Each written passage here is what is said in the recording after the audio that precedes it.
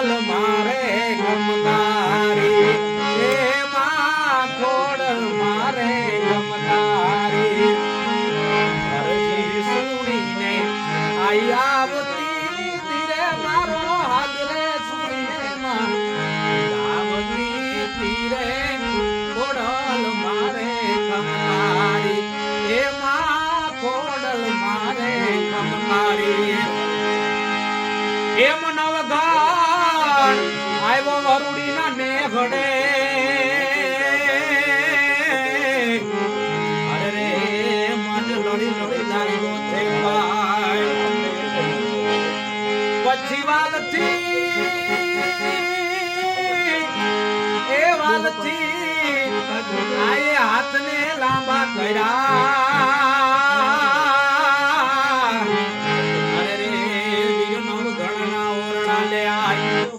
તેજી વરુડી બનીને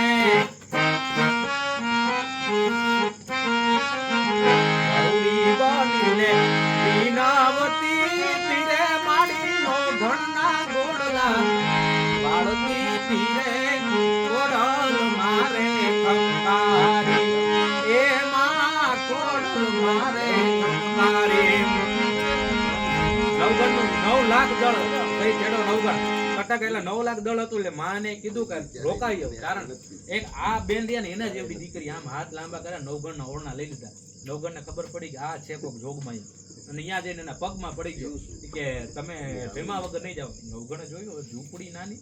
અને કે માં મારી પાસે 9 લાખ દળ છે સેના છે અને મારે કેમ કે આને તમે કેમ જમાડી શકશો અને બેન જહાલની વારે જતો હતો સુમરાને મારવા ટૂંકમાં તો કે તું મુજામાં કે એનો ભગવતી એના કામ ઉકેલ લે પણ માતાજી કે ચારણ ને નેડ પણ એને ખબર પડી ગઈ આમ હોવાના લીધા ને હાથ લાંબા છે ત્યાંથી ખબર પડી ગઈ છે નવગણે 9 લાખ દળ ની આમ પંગત નાખી અને ઘોડાઓના હાથનો ઓટોમેટિક ક્યાંથી સારો આવ્યો ખબર ને એને ખબરાવી દીધું અને કુંડલી માતાજીએ ચડાવી ખાખરાના પાન ખાયરા ને તો એમાંથી તાહળિયું થઈ ગયું તાહળિયું અને એમાં બધાને જમાડવા દીધો અને બધાય જમણ આખું એક કુલડી બધાય છે એના વિચારે કે આ કુલડી કેવી એક કુલડીમાં આખું 9 લાખ દળ જમાડ્યું પણ આ તો સારાની દીકરી જગદંબા હતી માં વરોડી અને એટલે કીધું તું એમ ચૂલે ચડાવી ભગવતી નાની એવી કુલડી અરે રે માં કુટ દુધડાવું ભરાય પછી વાલથી એ વાલથી ખવરાવે માનવ ગણવીર ને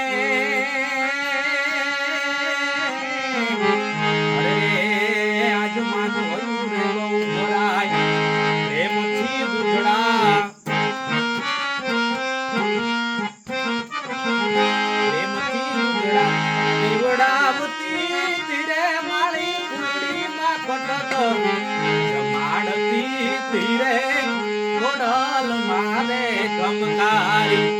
એમાં ખોડલ મારે ગમકારી અરજી સુણીને આઈ આવતી તીરે માડી ભાગરે સુણીને ગાવતી તીરે ખોડલ મારે ગમકારી એમાં ખોડલ મારે ગમકારી હવે નવગણને જાવું ભગવતી જહાલની વારે જાવ એટલે ભગવતીમાં વરુડીએ કીધું કે તું તારા દરિયામાં ઘોડા રાખજે અને તારા ઘોડાના આગલા ભાગે સબસબિયા પાછળની ધૂળની ડમરી ઉડે તો માનજે કે ચારણની દીકરી હું બોલી હતી પણ કે માં હું દરિયા કાંઠે જાઉં ત્યાં દરિયો તો આમ બહુ ભોગવાટા મારે છે તો કે એના રસ્તા કોણ કરશે તો કે એના રસ્તા હોયા બાટીની પીઠળ કરી છે એટલે આ પછી ભાઈ ઘટના ખરેખર અત્યારે માણસોએ આ ફિલ્મમાં ને આખી ભૂલી ગયા છે બાકી જે રસ્તામાં જે દરિયામાં કેળો કર્યો ને ભગવતી અમારી માં પીઠળમાં એ કરેલો રસ્તો અને આજે હાલની તકમાં હાજી કાંઠે જાવ ને હાજી કાંઠે તમે હાલમાં જાવ ને તો અહીંયા એનું મંદિર છે માતાજીનું એટલે કીધું કે ચારણની દીકરીઓ 5 દીકરીઓ આવશે તું દરિયા કાંઠે જાય છે એટલે 5 દીકરીઓ હાલી આવતી છે એમાં સૌથી નાની દીકરી છે એની ઉપર એક વેત તો આમ બેડું હાલતું હોય છે અને એ કે માં એને વરતવી કેમ 5 દીકરીઓમાં એક વેત ઉપર બેડું હાલતું હોય છે નવકાને કીધું અને એ દુઓ કીધો કે હાથ કસોળો સર ખડો માથે આંબા ડાળ